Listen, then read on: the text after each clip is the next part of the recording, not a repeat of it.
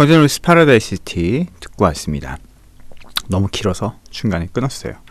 우리 방송 시간이 얼마 안 남아서. 자, 맥주 사전 얘기 좀 진행해보죠. K로 넘어왔고요. K 첫 번째 주제는 케그네요. 케그. 케그 일반 대중분들은 잘 모르시는 경우들이 많죠. 저는 정말 매일 다루고 있는 거기 때문에 또 내부 구조도 너무 잘 알고 있고 심지어 분해 조립도 제가 달인입니다. 그래서 잘 알고 있는데 뭘까요? 당신이 펍이나 바 혹은 레스토랑에 볼 수 있는 케그는 브루어리에서 이산화탄소를 주입하여 압력을 채워놓은 가압 스테인레스 용기다. 그쵸? 생맥주라고 불리우는 맥주를 담는 용기입니다. 그러니까 일종의 맥주 용기고요. 맥주를 담는 용기들이 몇 개가 있죠. 병, 캔 이런 게 있고 또 하나가 바로 이 케그죠.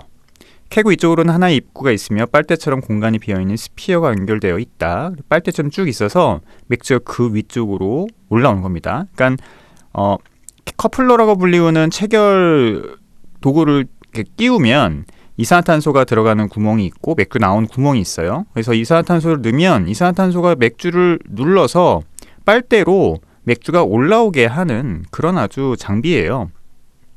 케그 자체는 굉장히 간단한데 그 케그에 연결되는 넥하고 그 다음에 아까 말씀드린 커플러라고 하는 그 장비가 굉장히 세밀하게 되어 있어요. 그게 이제 결국은 기술이라고 볼 수 있죠. 맥주가 온탭되면 가스가 케그 내부로 들어가게 되고 압력으로 맥주가 스피어 관을 통해 나오게 되어 있다. 그쵸? 커플러 관을 통해 서빙되고요. 맥주 스타일에 따라 다르긴 하지만 냉장 상태의 케그는 택가 연결되면 몇 달 동안 유지할 수 있다. 그렇습니다. 브루어나 바는 보통 목재 케그 대신에 스테인리스 케그를 선호하고 목재 케그는 더 이상 이제 없죠. 대부분 이제 스테인리스 케그고 바로 서빙할 수 있는 예를 들어 슈랑케릴라나 이런 몇몇 군데를 제외하고는 유통을 위주로 하는 곳들은 다 스테인리스 케그를 사용하고 있고 요즘은 이제 수입 맥주들 같은 경우는 이제 돌리움 케그나 플라스틱 케그를 이용을 해서 일회용으로 사용하는 경우가 많습니다. 스테인리스 케그는 이제 국내에서 대부분 사용을 하고 있고요. 그러나 스테인리스는 중량이 무겁고 가격 비싸다는 단점이 있다. 케그 속에 맥주가 모두 소진되면 세척과 재주입을 위해 브루어리나 케그 렌탈 업체로 돌려보낸다. 예, 그렇습니다. 저희도 외부에서 받는 맥주들은 맥주가 다 팔리고 나면 다시 돌려보내죠. 대신에 케그 보증금을 저희가 내고 있습니다. 어떤 브루어리들은 자신의 브랜드를 케그 표면에 인쇄하는 반면 당연히 다 인쇄를 하고 있고요. 어떤 브루어리는 띠지를 두르기도 한다. 그럼에도 불구하고 케그를 훔쳐가는 일이 일어나고 있으며 브루어리의 걱정거리 중 하나입니다. 케그를 훔쳐가는 일은 없어요. 우리나라에서. 훔쳐가봤자 뭐 하겠어요. 그거 다시 분해해서 쓸 거예요. 그거 케그를 따기 위해서는 특수 장비가 필요해요. 그래서 2개가 필요한데요. 그거 되게 비쌉니다. 하나에 한 40만 원씩 하고 있거든요. 저는 당연히 갖고 있어요. 저는 요즘은 이제 저도 케그 세척을 다른 브루어리에 좀 위탁을 하고 있는데 예전에 한 1년 정도는 제가 케그 세척을 직접 했어요. 그래서 케그를 일일이 다 따고 그리고 세척을 다 한 다음에 다시 조립하고 이 일을 했거든요. 거의 하루가 걸리죠. 한 30-40개를 하면. 그래서 그 세척도 그냥 하면 안 되고 일단 케그 맥주를 이제 그 뚜껑을 다 딴 다음에 특수 용기가 있다고 말씀드렸잖아요. 그 2개가 필요해요. 2개가. 그래서 2개를 이용해서 따고 안에를 이제 일단은 그 알칼리 세제로 세척제로 싹 한번 닦고 뜨거운 물로 한번 헹궈내고 다시 한번 차가운 물을 헹궈내고 그 다음에 다시 뚜껑을 닫는 요 일을 하거든요. 요 일을 하는데 뚜껑 따는 것보다 뚜껑을 다시 조립하는 일이 조금 노하우가 필요합니다. 이거 저도 누가 가르쳐주진 않아가지고 혼자 진짜 생고생하면서 배웠거든요. 그래서 뚜껑을 다시 그 케그의 뚜껑을 조립할 때는 이 묘한 또 해본 사람만 아는 노하우가 있다는 사실. 그래서 저 케그 내부를 보면은 별거 없어요. 스피어 위에 이제 스프링 좀 달려 있고 그렇게 되어 있습니다. 그래서 근데 일반 저는 케그 세척 자동 장비가 없기 때문에 일일이 하나씩 수작업으로 따서 세척을 하는데 일반적으로 케그 세척 장비가 있는 곳들은 그냥 그것째 올려놓으면 자동적으로 안에 알칼리도 닦아주고 뜨거운 물 들어서 닦아주고 이런 식의 세척 장비가 있죠. 정말 저도 하나 들여놓고 싶은데 저희는 지금 공간이 없어요. 그거를 들여놓을 공간. 그래서 만약에 세척을 해야 되면 저는 일일이 제가 다 수작업으로 따서 하고 있다. 아마 국내 맥주 업체 중에서 그거를 하는 일일이 수작업으로 케그 세척을 하는 데는 저밖에 없을걸요. 물론 저는 요즘 하고 있지 않지만 하지만 급하면 제가 그냥 따서 닦아버립니다. 자, 케그레이터 얘기를 보죠. 케그를 넣을 수 있도록 제작된 냉장고로 탭과 배관을 위한 구멍이 뚫려 있다. 키저는 케그레이터의 대안 중 하나로 각각의 맥주를 위한 정확한 온도를 설정할 수 있는 온도 조절 장치가 달린 냉장고입니다. 케그레이터 별거 아니고요. 그냥 냉장고예요, 냉장고. 일반 냉장고입니다.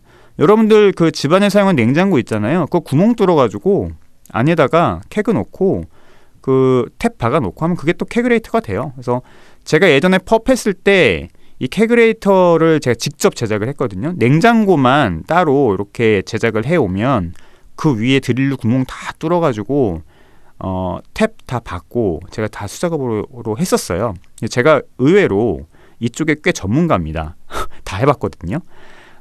케그레이터는 별거 아니고 냉장고라고 보시면 되고, 이제 이게 아주 큰 냉장고가 이제 워크인이라고 불리우는 거죠. 그리고 우리나라 워크인은 그나마 좀 작은 거고요. 예를 들어서 독일이나 영국 같은 데 워크인은 아예 지하에 있죠. 지하로부터 맥주를 쭉 뽑아 올리우는 그런 어떤 장비들을 갖고 있긴 합니다. 근데 우리나라에서는 아마 그런 장비를 갖고 있는 그런 어떤 대형 워크인을 갖고 있는 곳은 아마 없을 것 같아요.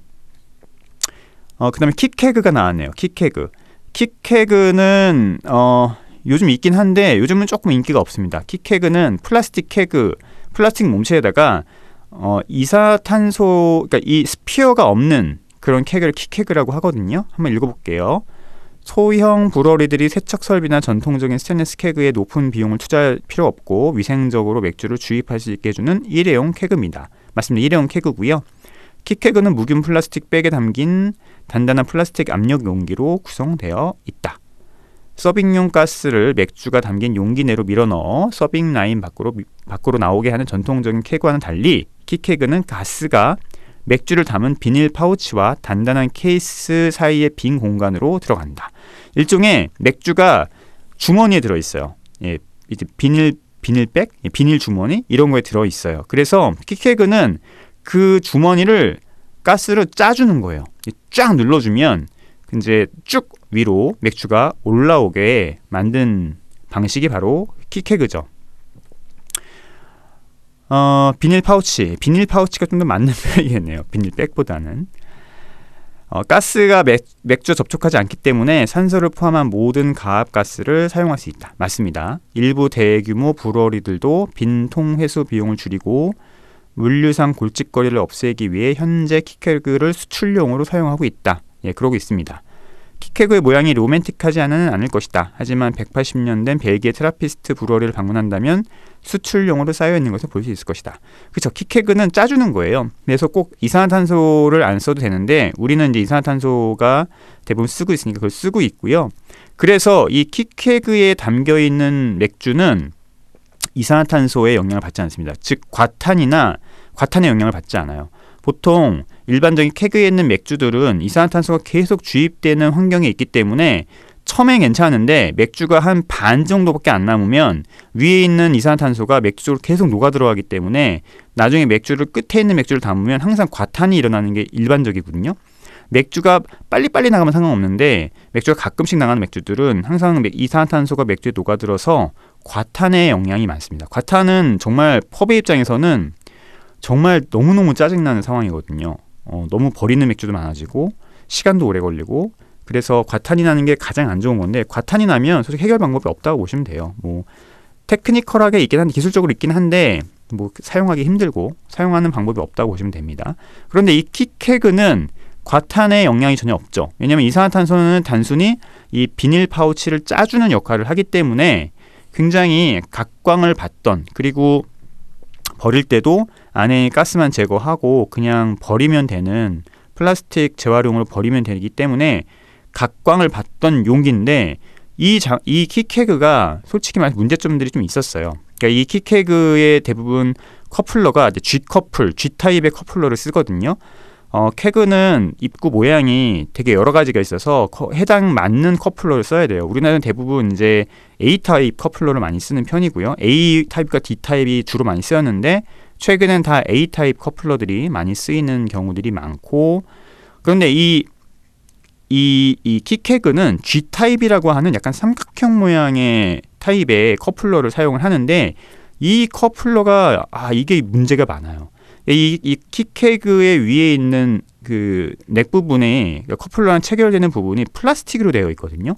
그러다 보니까 이 커플러랑 안 맞는 경우들이 좀 불량인 경우들이 많아가지고 오히려 그 불량 때문에 맥주가 과탄이 된다거나 아니면은 맥주가 안 나온다거나 문제점들이 되게 많았습니다. 그래서 요즘에 킥캐그가 사용되는 경우도 있지만 킥캐그보다는 돌리움 캐그나 약간 플라스틱용 돌리움 캐그 같은 게 일반적으로 스테인리스 캐그랑 똑같은데 모든 게 플라스틱으로 되어 있는 그걸 얘기를 해요.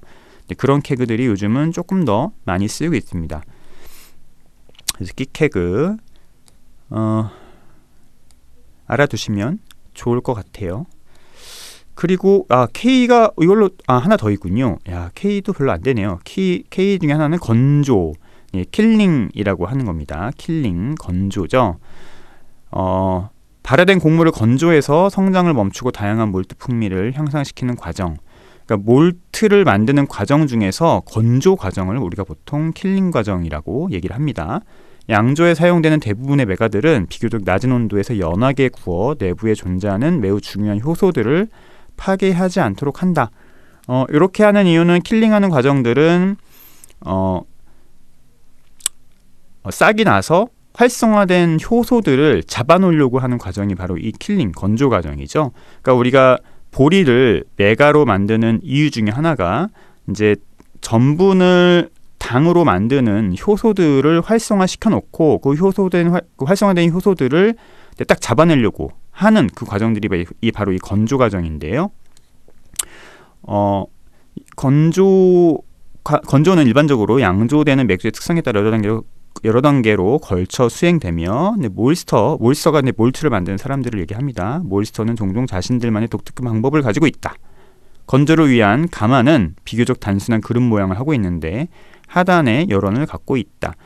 저도 가보진 않았지만 여러 가지 사진이나 동영상을 보면 밑에 이제 불을 때우고 있고요. 그다음에 위쪽에 몰트들을 쫙 펼쳐놓고 몰스터들이 계속 그 몰트들을 이렇게 움직이면서 관리하는 품질의 일정한 품질을 유지하기 위한 그런 이제 일들을 하는 것들을 동영상이나 그림에서 많이 보는데요. 그런 얘기들을 하고 있는 겁니다. 곡물을 담기 위한 여러 개의 트레이가 층층이 놓여 있어 공기가 그 사이를 순환할 수 있으며 상단에는 통풍구가 있다. 요것도 가능한데 요건 뭐냐면 이건 꼭 맥주 몰트뿐만 아니라 우리나라 식혜 있잖아요. 엿기름 공장이 우리나라에 되게 많아요. 그러니까 몰트죠. 근데 몰트는 식혜용 몰트를 얘기하는 거죠. 그 식혜용 몰트 그 가마를 보면 이렇게 되어 있습니다. 층층이 쭉 이렇게 싹을 제거한 몰트들을 놓고서는 그 뜨거운 바람에 의해서 쭉 건조를 하게 만든 그런 장비들이 있거든요. 이제 그걸 얘기하는 거예요. 근데 대형 몰트를 건조하는 그런 곳들은 이렇게 되어 있지 않고 아주 넓은 공간에 몰트를 쫙 펼쳐놓고 지속적으로 열원을 공급을 해서 건조하는 그런 과정을 거치고 있고요. 사람이 계속 가서 계속 뒤집어 주기를 반복을 하죠. 그리고 이후에 이제 특수 몰트를 만드는 과정이 로스팅 과정을 거친다고 생각하시면 될 것 같습니다. 이 과정을 건조 과정이라고 하고요.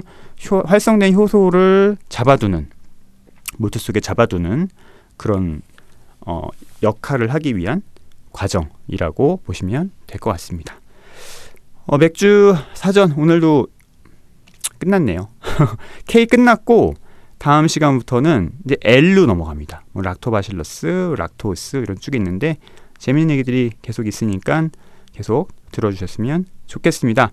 마지막 노래는 진짜 긴 노래 노벰버 레인 듣고 올게요. 아마 방송으로 나가는 거는 1분 30초밖에 안 될 것 같습니다. 건강하시고요. 다음 주에 또 뵙겠습니다. 안녕히 계십시오.